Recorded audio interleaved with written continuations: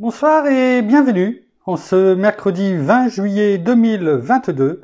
Et nous en sommes arrivés ce jour à la méditation numéro 828 et plus particulièrement à la méditation numéro 542 dans le livre de l'Apocalypse, mais pas que nous méditons ensemble depuis le 1er janvier 2021. Avant de poursuivre notre méditation du jour, prenons, comme maintenant on a pris l'habitude, ce soir ce sera un double verset dans les livres des psaumes, psaume 50, versets 14 et 15, et nous allons les prendre en Nouvelle Français courant. Il est écrit: offre-moi plutôt ta reconnaissance, à moi, ton Dieu. Et tiens les promesses que tu m'as faites, à moi, le Très-Haut. Et quand tu seras dans la détresse, appelle-moi, je te délivrerai et tu célébreras ma gloire. On pourrait méditer longuement sur cela, mais nous allons remercier notre Père pour ces versets une fois de plus. Merci Père, merci Seigneur, merci bien-aimé Saint-Esprit. Oh, tu nous dis, tu nous montres que le plus important, ce n'est pas toutes ces offrandes que nous pouvons faire matérielles, même ces offrandes comme c'était dans l'Ancien Testament, mais il y en a qui le font encore aujourd'hui, d'animaux. C'est terminé. Ce que tu nous demandes, c'est la reconnaissance, notre cœur, notre reconnaissance, tout comme ces 4 êtres vivants dans le chapitre 4 du livre de l'Apocalypse dans lequel nous méditons, nos louanges vers toi. Et tu nous fais cette promesse. Tu nous fais cette promesse que si c'est le cas, si nous marchons finalement dans cette parole, si nous traversons la vallée de l'ombre de la mort, comme il est dit dans le psaume 23, cette détresse ne nous touchera pas, parce que tu nous délivreras, tu seras avec nous, tu nous retireras, car nous avons tenu notre promesse. Parce que tous ces vœux que nous avons pu faire envers toi, nous ne les faisons pas à la légère, nous le faisons et nous les mettons en pratique. Alors que ce soir encore, ta parole touche nos cœurs, coule en nous comme un fleuve de vie, comme le fleuve de vie qui sort du trône de l'agneau, du trône de Dieu, d'Apocalypse 22, verset 1er, et qui nous lave, qui nous purifie totalement et complètement pour ta gloire, Père, dans le nom de Jésus. Merci, bien-aimé Saint-Esprit. Amen. Nous poursuivons avec notre fil rouge les versets 8 et 9 du livre de l'Apocalypse chapitre 4 où nous voyons, comme on a pu en parler dans la prière, ces 4 êtres vivants. Maintenant où nous avons l'habitude, nous les reprenons tout de suite. Versets 8 et 9, chapitre 4 du livre de l'Apocalypse. Il est écrit: les 4 êtres vivants ont chacun 6 ailes et ils sont remplis d'yeux, des apostrophes Y-E-U-X, tout autour et au-dedans. Ils ne cessent de dire jour et nuit, Saint, Saint, Saint est le Seigneur Dieu, le Tout-Puissant, qui était, qui est et qui vient. Verset 9. Et quand les êtres vivants rendront gloire et honneur et action de grâce, le package complet, à celui qui est assis sur le trône, à celui qui vit au siècle des siècles. Amen. Alors nous revenons maintenant à la suite de ce que nous avions commencé hier, c'est-à-dire ces 12 espions, ces 12 hommes, chacun des princes, des chefs de leur tribu, des 12 tribus, et nous étions en train de voir dans le livre de la Genèse, chapitre notamment 48, le pourquoi finalement d'une chose, on ne l'avait pas forcément relevé, mais on va le faire juste avant de revenir dans la suite de la méditation d'hier. Dans le chapitre 13 du livre des Nombres, lorsque nous avons vu que le peuple d'Israël tout entier a demandé à Moïse d'envoyer des espions, en tout cas des personnes pour explorer la terre promise que Dieu finalement leur avait donné tout entière. Il suffisait d'y rentrer tout simplement, mais une fois de plus par incrédulité, le peuple d'Israël a chuté et nous les jugeons pas.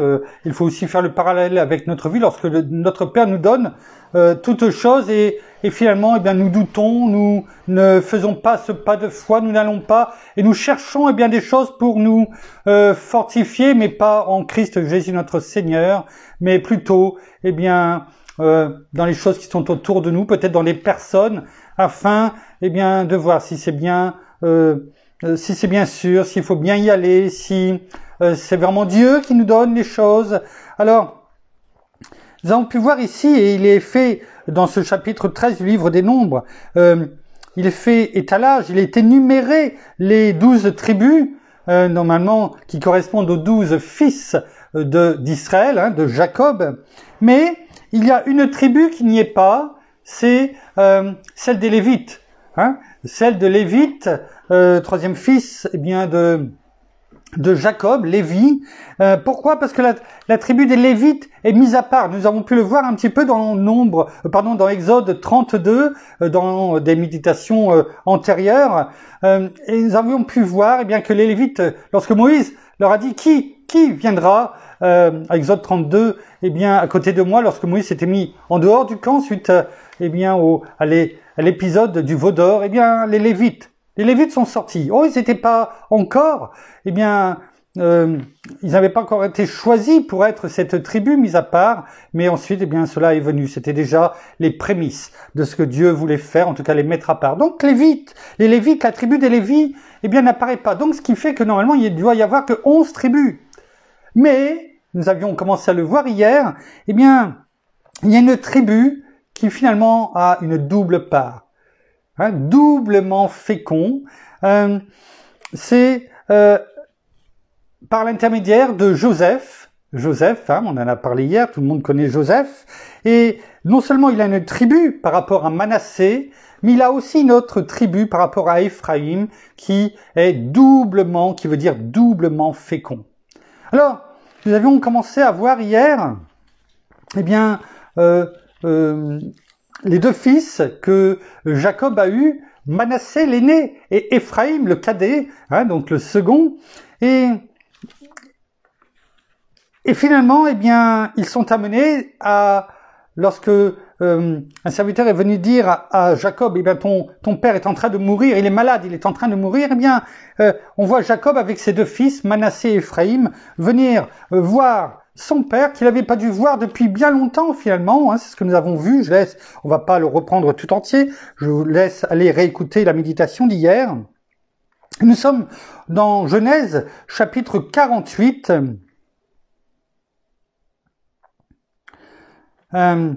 Au verset 8, on va le reprendre, ce verset 8.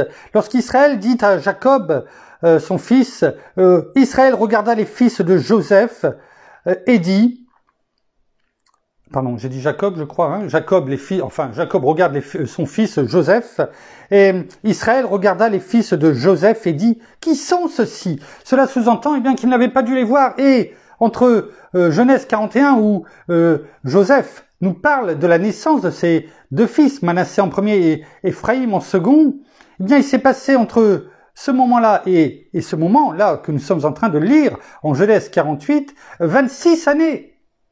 26 années se sont écoulées. Et Israël regarde les fils de Joseph et dit, qui sont ceux-ci? Donc cela montre bien qu'il n'avait pas dû les voir beaucoup, voire même peut-être pas du tout. Joseph répondit à son père, ce sont mes fils que Dieu m'a donnés ici, sous-entendu en Égypte. Israël dit, je t'en prie, fais-les avancer vers moi pour que je les bénisse. Verset 10, les yeux d'Israël étaient appesantis par la vieillesse. Il ne pouvait plus voir. Joseph les fit approcher de lui et Israël leur donna un baiser et les embrassa. Verset 11, Israël dit à Joseph, et ça c'est quelque part une preuve si besoin en est, eh bien qu'il n'avait pas dû les voir souvent et même depuis bien longtemps, parce que Israël dit à son fils Joseph, je ne pensais pas revoir ton visage, sous-entendu mon fils Joseph. Et on sait très bien l'amour que portait Israël pour son fils Joseph. Et voici que Dieu me fait voir même ta descendance. Ça sous-entend bien qu'il n'avait pas dû les voir beaucoup. Verset 12. Joseph les retira des genoux de son père et se prosterna face contre terre. On voit ici non seulement le respect que porte Joseph, malgré son âge à ce moment-là, envers son père, bien entendu, mais aussi, eh bien, c'est pour nous également aujourd'hui, un des commandements qu'il faut honorer nos parents. Honorer nos parents. Et n'oubliez pas que c'est le premier commandement qui est suivi d'une promesse, afin que tes jours se prolongent sur la terre. Verset 13. Puis Joseph les prit tous deux. Joseph prit ses enfants, Éphraïm par la main droite et à la gauche d'Israël. Il le pose à la gauche d'Israël. Donc Israël est en face, il prend Joseph son fils et il le pose,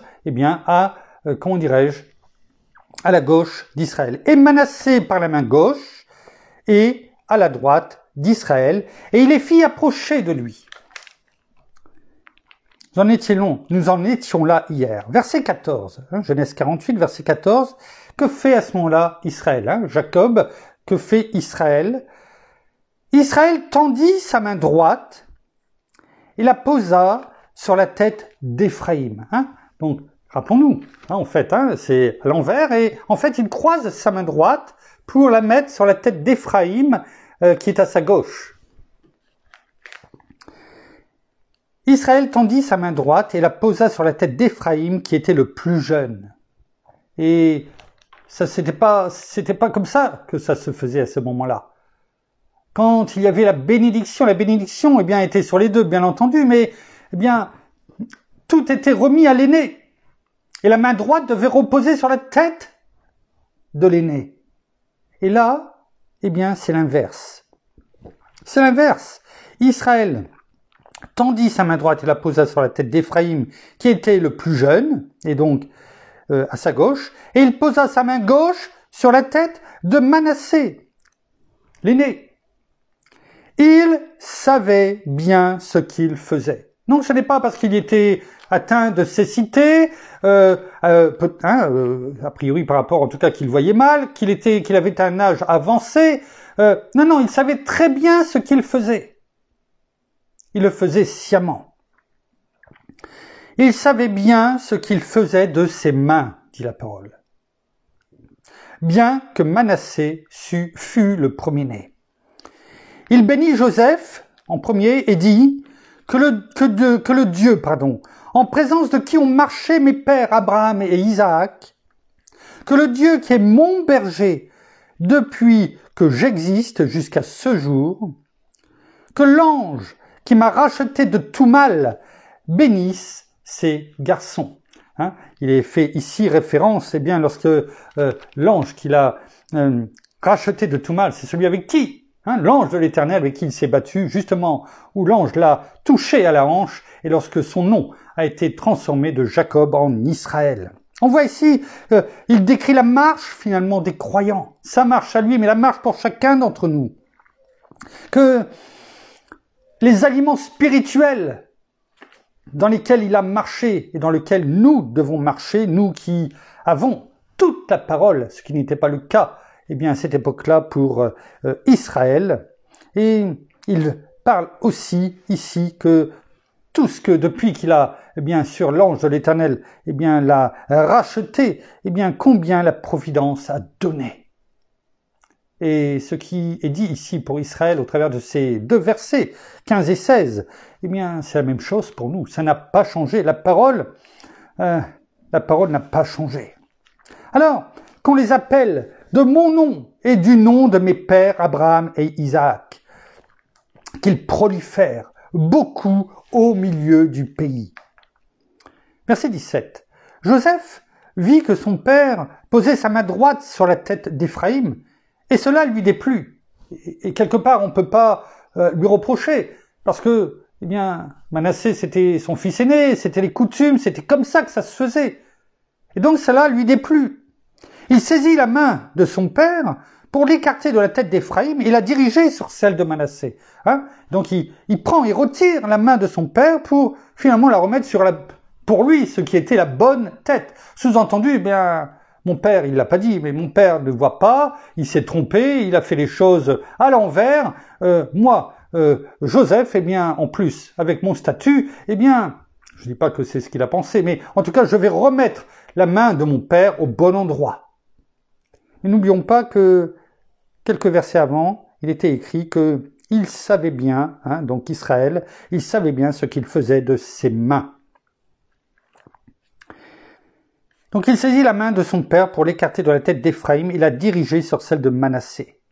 Joseph dit à son père, « Pas ainsi, mon père, car celui-ci est le premier-né, avec tout ce que nous avons dit sur le premier-né. Pose ta main droite sur sa tête. » On voit ici que c'est quand même de l'impératif. Je ne sais pas le ton dans lequel, eh bien, Joseph a parlé à son père. Je n'y étais pas, je peux pas. Et la parole ici montre que c'est un impératif présent, mais on ne le sait pas plus. Mais en tout cas, ça ressemble, en tout cas, c'est un impératif. Pose ta main droite sur sa tête. Sous-entendu, tu t'es trompé, tu ne sais pas ce que tu as fait, tu ne vois pas, et moi, je te reprends et je corrige les choses. Verset 19. Son père refusa et dit, « Je le sais, mon fils. » Il met les choses au point. Il dit, « Mais je ne me suis pas trompé. Malgré mon âge avancé, malgré peut-être que je vois mal, je ne me suis pas trompé. » Et là, il le dit clairement. Il n'y a plus aucun doute. Joseph ne peut pas douter, finalement, eh bien, de ce que son père fait et du fait qu'il met Éphraïm avec sa main droite et Manassé avec sa main gauche, bénissant donc en premier et mettant toute la bénédiction finalement qui normalement revient en premier-né sur Éphraïm le cadet. Je le sais, mon fils, je le sais. On voit ici qu'il insiste, comme le Seigneur peut dire, eh bien, en vérité, je vous le dis. Il n'y a pas à douter de quoi que ce soit. Et là, il insiste en disant, eh bien, je le sais, mon fils, je le sais. Lui aussi deviendra un peuple, sous-entendu, Manassé deviendra un peuple.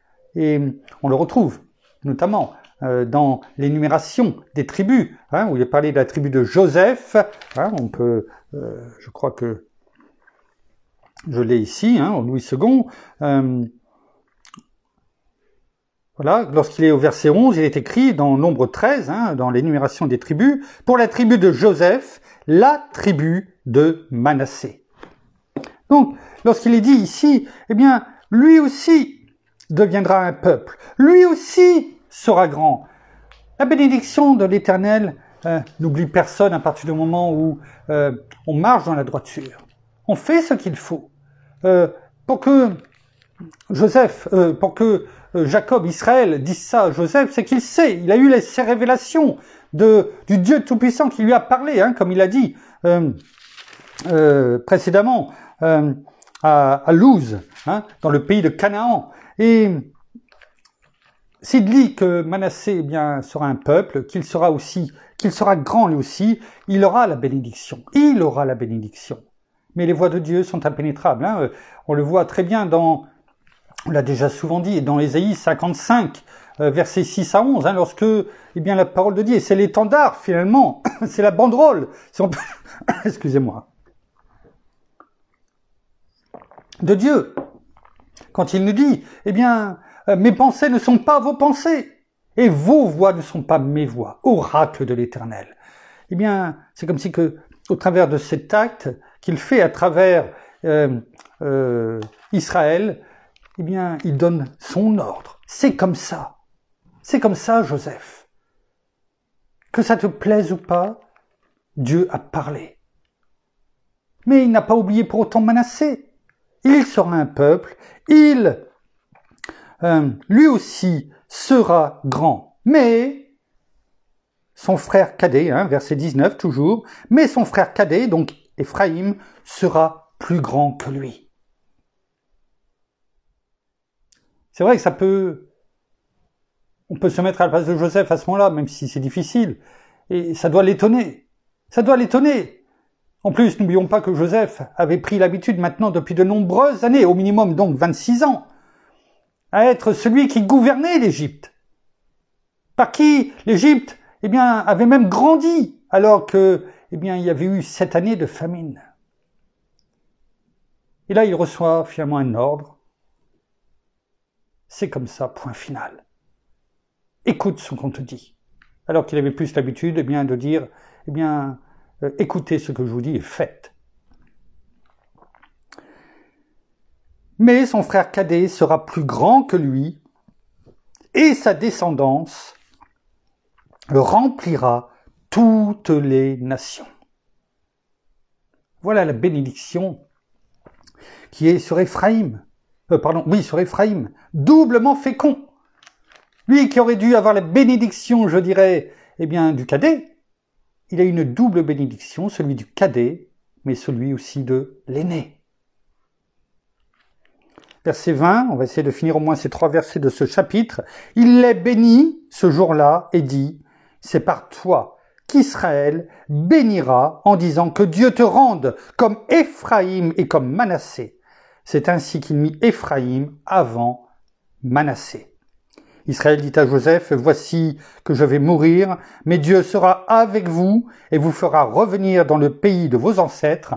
Ici, en 1689, avant la venue de notre Seigneur Jésus, avant, ici, nombre 13, 1490, c'est-à-dire environ 200 ans, plus tard, ce qui devait arriver, ici, juste avant de mourir, après avoir béni Éphraïm et Manassé selon l'ordre de Dieu, Israël dit à Joseph, voici que je vais mourir, mais Dieu sera avec vous et vous fera revenir dans le pays de vos ancêtres, c'est-à-dire Canaan.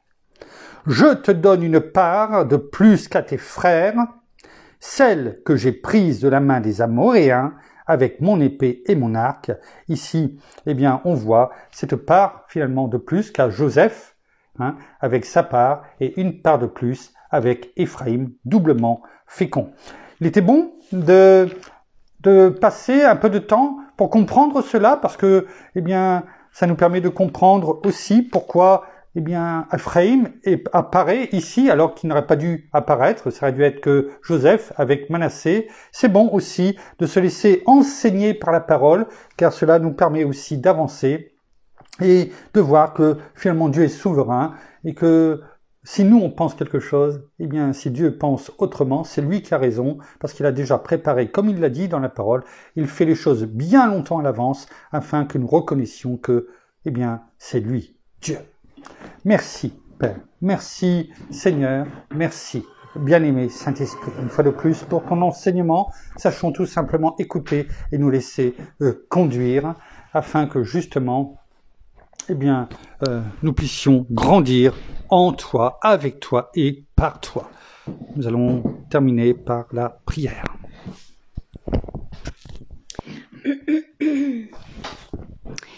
Seigneur, merci encore ce soir pour ta parole. Merci parce que oui, tu nous conduis et tu es là à côté de nous. Alors, merci pour chaque moment que tu nous donnes, pour chaque moment de vie. Merci encore pour non seulement ta présence, mais Père également pour toutes tes bénédictions, parce que c'est toi qui nous emmènes là où tu veux que nous soyons.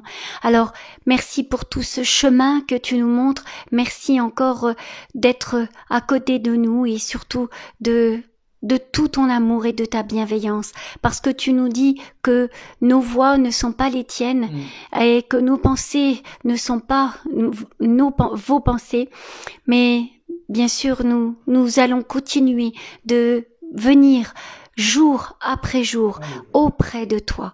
Alors afin que tu puisses complètement non seulement nous enseigner, mais aussi nous parler et également nous renouveler chaque jour dans ta parole et dans tout ce que tu nous montres jour après jour. Alors merci pour toutes tes bénédictions. Merci parce que nous savons, Seigneur Jésus, que nous pouvons nous appuyer également sur toi, que c'est toi qui nous conduis. Tu es notre chef, tu es l'Éternel des armées et nous te suivons. Alors Seigneur, merci pour toutes ces choses et merci encore pour cet enseignement de ce soir. Alors soyez tous abondamment bénis, frères et sœurs, dans le nom de notre Seigneur Jésus-Christ. Amen. Voilà, ainsi s'achève la méditation de ce soir. Nous vous bénissons abondamment de toutes les bénédictions spirituelles dans les lieux célestes en Christ. Nous saluons nos amis au Québec, au Canada, en francophonie, en France et tout autour de chez nous. Et nous vous souhaitons à toutes et à tous une excellente fin de journée pour certains, de soirée pour d'autres, et une excellente nuit de repos, de tranquillité, malgré la chaleur, mais nous l'avons, parce que je vois mon épouse du coin de l'œil faire l'éventail avec sa main, mais nous aurons cette tranquillité que notre Seigneur Jésus nous donne. En tout cas, nous vous donnons rendez-vous demain, normalement, parce que on risque de revenir un peu plus tard demain, donc nous vous avertirons au cas où.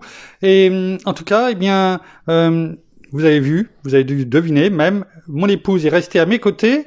J'en suis très heureux, mais c'est aussi parce qu'elle a quelque chose à vous dire. Oui, donc une petite annonce personnelle. Une grande annonce. Oui, aussi. Ou une annonce pour une grande personne. Oui, on va dire comme ça aussi, mais qui est petite encore. Donc voilà, donc une annonce simplement pour qui est quand même importante, énormément importante pour nous, qui est l'anniversaire en fait de notre dernière fille, Maëlys. Voilà, qui est née donc le 20 juillet. Voilà, formidable. Exactement, et qui a donc 13 ans aujourd'hui. On vous laissera calculer la date de naissance, l'année de naissance. Voilà, donc nous lui souhaitons un joyeux anniversaire. Nous te faisons de gros bisous, Maëlys. Gros bisous, Maëlys. On l'a déjà fait, mais on veut faire partager. Voilà, et nous t'aimons très fort. Notre joie. Voilà, donc joyeux anniversaire à notre fille. 13 ans, voilà la dernière. La dernière, il n'y en aura plus d'autres. Voilà. Bon anniversaire.